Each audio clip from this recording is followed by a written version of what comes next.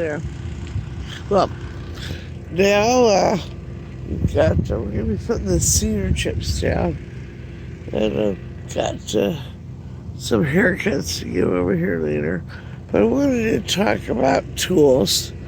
And we're going to plop with one of the essential garden tools that I use, these little seedling guys, into this bed. And of course, to mix the soil and all that, my husband helps me with that, and he uses, of course, the big shovel. And over there I have the watering can.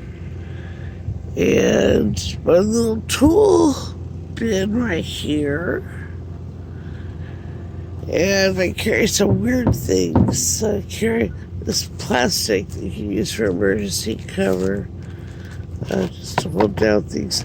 I also sometimes just keep weird things, because you never know. Scoop, sometimes I just put a little bit of water on something. So, and I don't want to hit it with the watering can, because I don't want to get sunshine. Sometimes it's hitting the leaves, and the water will get on the plant and the sun, and they can actually get sunburned. Of course, there's little stakes for different purposes. This is ribbon or just tie. I also have watering stuff. But these are my garden shears. We'll be using those for haircuts today. I also use them to cut open like this bag here. If I use it to cut open soil or anything else, or trim something that is questionable, I always clean them and sterilize them, because I don't want them to, transmit anything directly. And they fit really handy over here in my cargo pants.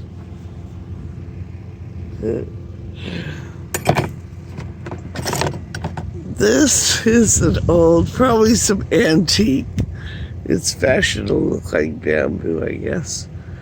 But a spoon, and it's just the perfect size for doing these little starter greenhouse pots of sprouts. And so we got a pea going on there. We're gonna do, I've lost track. So we got a few happening here that we're gonna stick in the ground. And some that are over there, some of the okras and such, that we're also gonna put where they belong today. And we will be planting some of the green plants in these two new bins, along with a lot of seeds, because one's going to be dedicated to melons mostly, and squashes. And then the other large one is going to be a variety of a few different things. And sweet potato, if I can ever get it to sprout. All right. Well,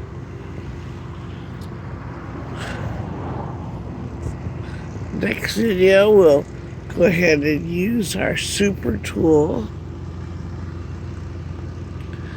I like it. And I didn't have to pay for it, so I saved $1 at least.